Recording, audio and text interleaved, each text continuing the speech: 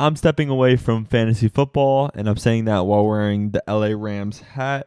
I could have worn my Tua jersey, but the Dolphins didn't make the playoffs, and they actually fired Brian Flores. So RP that organization. But I am quitting fantasy football pretty much after 2 years. That was my record for the last 2 years. Atrocious, putrid, any word that can describe a negative reaction, because that record's below 500. And I am telling you, I tried so hard to find a competitive edge in fantasy football, and it just wasn't there at all. I tried picking the players that I liked the most. I tried watching NFL film. I listened to hours and hours and hours of fantasy football podcasts, and it's all come up dry. And that means fantasy football is 99% luck, and it truly is. Like, if you look at the person who won my fantasy football league, he had Jamar Chase and Cooper Kupp, two receivers that weren't even drafted at the beginning of the fantasy football season to be the team's top receiver, because you had T. Higgins over Jamar Chase, and you had Robert Woods just over Cooper Kupp. And does anyone remember when Jamar Chase was dropping preseason passes? So there's no question in my mind that he's going to be ready to play week one. There's the pass, there's the bubble screen. And now Jamar Chase, in just a year, he's still a rookie, has become one of the NFL's biggest stars. And him and Joe Burrow, sweet Joe Burrow, have made the playoffs. They're playing against the Raiders today while I'm speaking. The game's going on. I'm probably going to watch it because I record all the NFL games using YouTube TV and then skip the ads and the halftime and any long replays or any penalties. It's just a very condensed experience that's way better and faster. So Jamar Chase, I love to watch. And speaking of loving to watch, well, who had Robert Woods on their team? Oh, yeah, I did. After week one, I traded for Robert Woods, and he was on my fantasy football team the entire year. And just because he was on my team, I couldn't enjoy that Matthew Stafford, Cooper Kupp connection, because the whole entire season, I was just thinking in the back of my mind, come on, Robert Woods, get some targets. And I guess if you have nothing really going on in your life, or your only entertainment source is football, then fantasy football just makes it that much more into your whole entire universe. But just way too much stress for something that should be fun. And not to mention, since it is luck, my fantasy football league is a $200 entry fee, which means I have a 1 in 12 chance to win. And looking at my league record the last 2 years, it's not that good of a chance. So for me, my chance is like 1 in 20 of making an 8x on my money. There's other ways to make 8x on your money. I mean, not in 1 to 2 years, because fantasy football is gambling. And I could just see why and how gambling is so stressful and how it takes that much time from your life, because there would be certain points in fantasy football where I would just lose by 1 point, 2 points on the week. And I'm like, well, I had no influence at all on my team's performance. They're just players that I picked. And not to mention the league that I joined, I was actually like on the wait list for a year, and he was my cross country coach. His name is, I probably shouldn't say his name, but he runs the league. He's like commissioner. So it's all of his friends, and I'm not friends with pretty much anyone in the league. So I kind of feel left out. And there's like a group chat. I never really respond because I don't really know anyone else other than my brother who's in the league and him and then one other person. But the majority, I don't know. And I'll be honest, I don't want to completely hate on fantasy football, because every single season at the beginning of the year, you have this euphoric feeling that's just captivating you to watch fantasy football content every single day leading up to draft day. And I've taken like a bunch of notes on like the players I wanted have never turned out well in the draft. I messed up so bad this year because I didn't put priority on running backs. If you are in a fantasy football league and you're still doing it, even though I don't recommend it, draft running backs. Please. I only drafted one, and that was Clyde Edwards-Helaire. And after that, the pickings were pretty empty. I mean, I got Tyrell Williams, traded him, but still nothing. Nothing on the waiver wire. So, bringing up the waiver wire, I would wake up early, extra early than normal on Wednesday morning to get the players that I wanted off the waiver wire.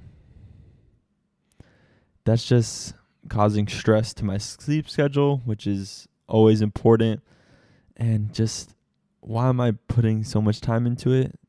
Is it because I have the chance of taking home $1,000+ Yeah, but then over time, when that chance starts slipping away and your team's just doing worse and worse, and it's kind of like people are accusing you that you're just not a good fantasy football player at all, it's just kind of defeating. And you're like, what could I do other than, I guess, just leave the league now, which I'm going to politely do. I'm going to politely leave a group chat message and just leave the group chat and enjoy the NFL playoffs for what it is, because there are so many interesting teams that I want to watch, like the Rams versus Cardinals, Aaron Rodgers, the Patriots with Mac Jones, the Bengals, see how far they can make it, Patrick Mahomes, Tyreek Hill, Travis Kelce. They are always fun.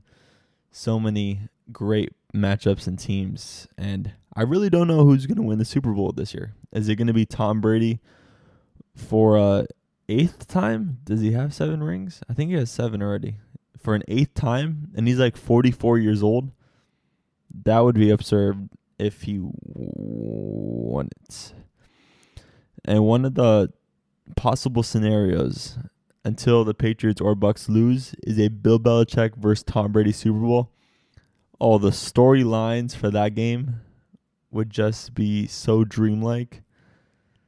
And just, in reality, fantasy football just lowered the amount I enjoyed football, actual football. I couldn't watch Justin Herbert without being like, oh, he's on someone else's fantasy team. And if I'm going against him in like the fantasy football matchup, like my team versus that person's team, and that person's team has Justin Herbert, and I'm trying to watch Justin Herbert on TV, and he scored the touchdown, so it's a conflict of interest, because as a fan, I get excited. It's interesting. It's thrilling. And then that touchdown leads to like me losing for the week, which pretty much equals me losing money, or the odds of me losing money increase. And it just made me enjoy football less. And I like football. It's a very casual thing to do, and it's probably my favorite sport to watch. I love the strategy involved. And I watched the Georgia-Alabama game, really enjoyed that. That was very good up until the last like 30 seconds, and then the game was already decided. So I'm going to enjoy the NFL playoffs where there's no more fantasy football implications, and I'm pretty sure I'm just going to like it more, because I remember it was like week 2. It was the Ravens versus Raiders on Monday Night Football, and I was watching the Peyton versus Eli broadcast. I love them as commentators. But besides that, I was just so stressed because I had Bryan Edwards in like my 3rd flex spot, and he was just not getting any targets at all, while Darren Waller was getting like 15 targets. And the football game was interesting, but then I couldn't enjoy it at all. I was just so focused on my team and wanting to win that I just lost sight of what football is supposed to be. And it's supposed to be just simple pleasure. That's it. Just something to relax to and not to add stress to my life. And that's what fantasy football did. So that's why I'm stepping away from the little hobby of fantasy football.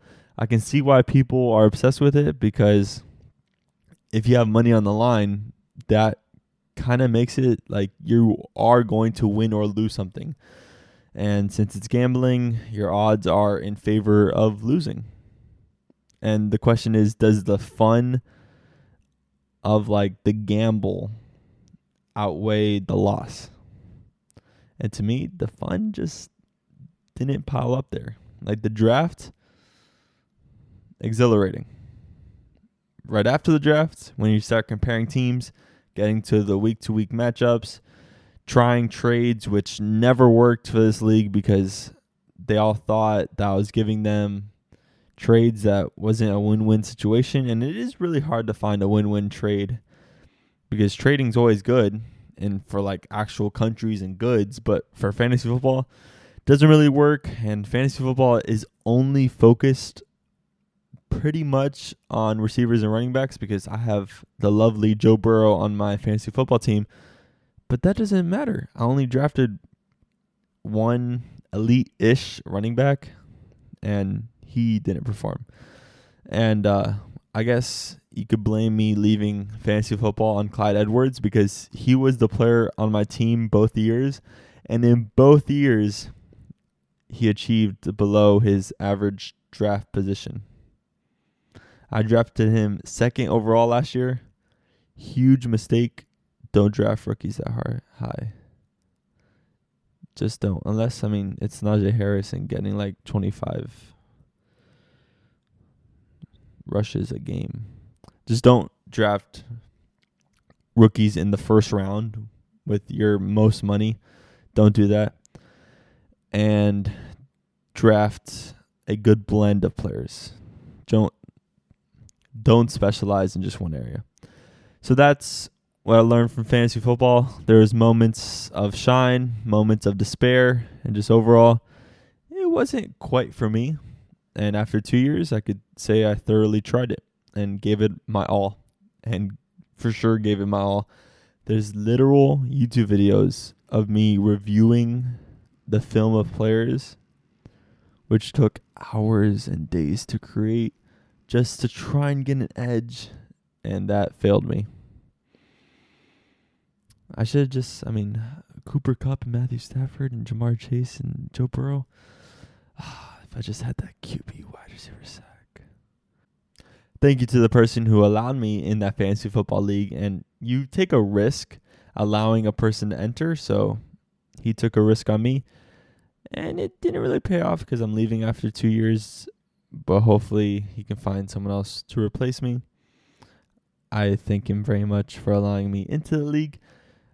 As for my brother, is he going to keep on doing fantasy football? I think so, because he's still in high school. And that's like a really great thing to talk about because nothing's crystal clear at all in fantasy football. It's kind of like, which player should you draft? Oh, Tua or Justin Herbert? It's hard to know. And fantasy football is even more obscure. All right, I think that's all I have to say. I'll enjoy the NFL playoffs of 2022 and who's going to be crowned the Super Bowl champion. I don't know. It's probably down to the Patriots, Chiefs, or Packers, or Rams. One of those 4 teams is going to win it. We'll see how it goes. All right. Peace.